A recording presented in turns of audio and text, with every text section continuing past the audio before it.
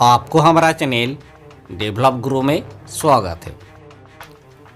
आज हम जानेंगे भारतीय रेलवे का महत्वपूर्ण रेल न्यूज़। आखिर तक जरूर सुनेगा और अच्छी लगी तो लाइक, कमेंट, शेयर और सब्सक्राइब करेगा, क्योंकि ऐसे न्यूज़ में ही लाता रहता हूँ। तो चलिए शुरू करते हैं।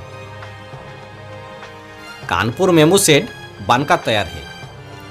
हालांकि अभी इसका हस्तांतरण रेलवे को ना होने के कारण लोकल ट्रेन के मेंटेनेंस के लिए गाजियाबाद भेजा जा रहा है।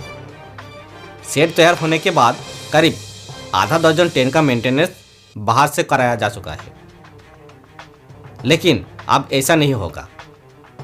डीआरएम उत्तर मध्य रेलवे ने मेमू शेड को मार्च 2021 में शुरू करने का निर्देश दिया है।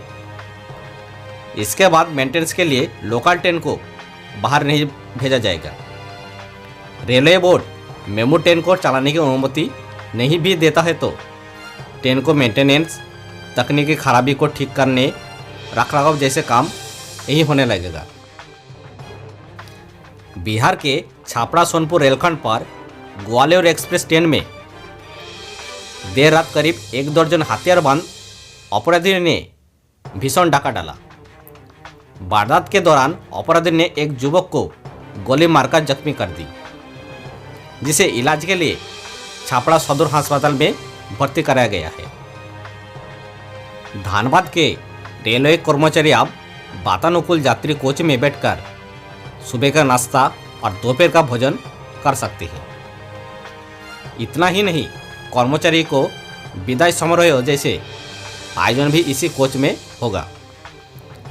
कैरेज एंड ओगन विभाग ने इसके लिए धनबाद कोचिंग डिपो में बेकार खड़ी कोच को कैंटीन में बदल दिया है।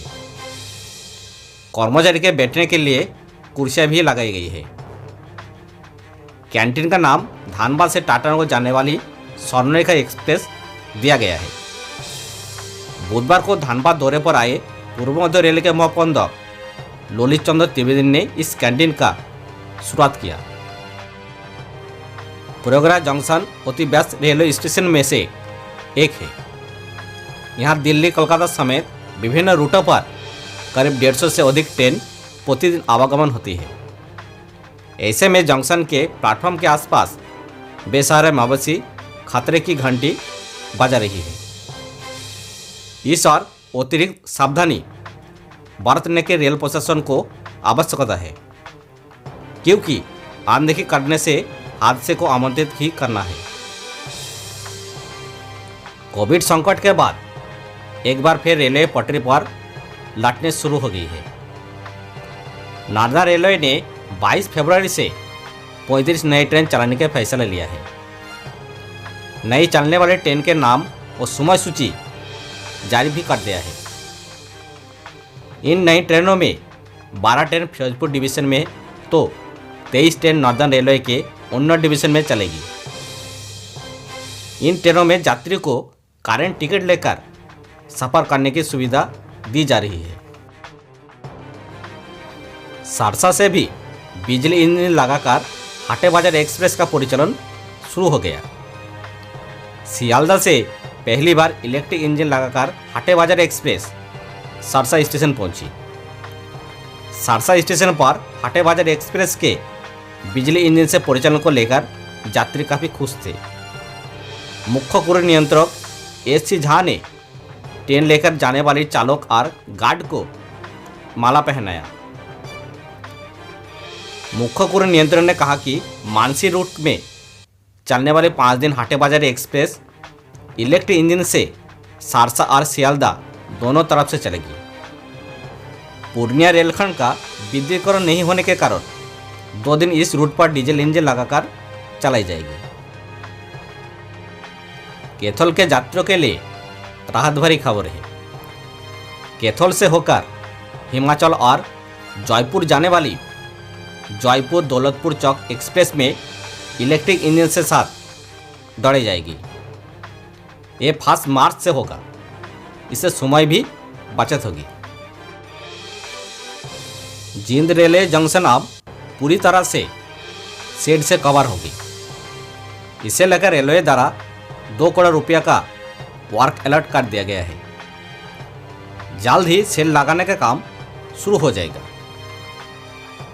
अप्रैल महीने तक यात्रियों को शेडो की सुविधा मिल जाएगी। 18 दिसंबर 2019 को करतारपुर रेलवे स्टेशन पर सूर्य जमुना एक्सप्रेस में लगी आग से जली रेल डिब्बों को अब नीलामी की जाएगी। रेलवे ने ऑनलाइन नीलामी की तैयारी कर ली है। खरीदार भी ऑनलाइन ही नीलामी में हिस्सा लेगी। इसमें मैनुअल अर्जियों को स्वीकार नहीं किया जाएगा। डीआरएम राजेश अग्रवाल ने इसके लिए नोटिफिकेशन जारी कर दिया है। इज्जतनगर रेल डिवीजन के अंतर्गत बरेली सिटी से पीलीभीत रेलखंड के विद्युतीकरण रेलपथ का सीआरएस 21 फरवरी को होगा। मुख्य शुल्क आयोग 21 फरवरी को विद्युतीकरण रेलखंड का निरीक्षण करेगी। इस संबंध में डीआरएम के आदेश प्राप्त हो गया है। ट्रेन में सफर के दौरान इंडियन रेलवे की अलग अलग सर्विसेज के लिए अब आपको अलग अलग नंबर याद रखने की जरूरत नहीं है, क्योंकि भारतीय रेलवे ने अपने सभी हेल्पलाइन को 139 में समाहित कर लिया है। मतलब 139 डालकर आप किसी भी तरह के परेशानी का हल पा सकते हैं। इसके लिए आपको अपने मोबाइल से 139 डायल करना होगा। रेलवे ने जानकारी दी थी कि भारतीय रेलवे का नया हेल्पलाइन नंबर 139 सभी पुराने हेल्पलाइन नंबर की जगह ले लेंगे। इस बार उत्तर पश्चिम रेलवे जोन के अजमेर रेल डिवीजन ने बाजी मारी है। देश के 17 रेलवे जोन और 68 डिवीजन में अजमेर का पहला स्थान है। वही पश्चिम मध्य रेलवे जोन के जबलपुर रेल डिवीजन ने 12वां स्थान मिला है। अजमेर पिछले साल इस सूची में 12वां स्थान पर था।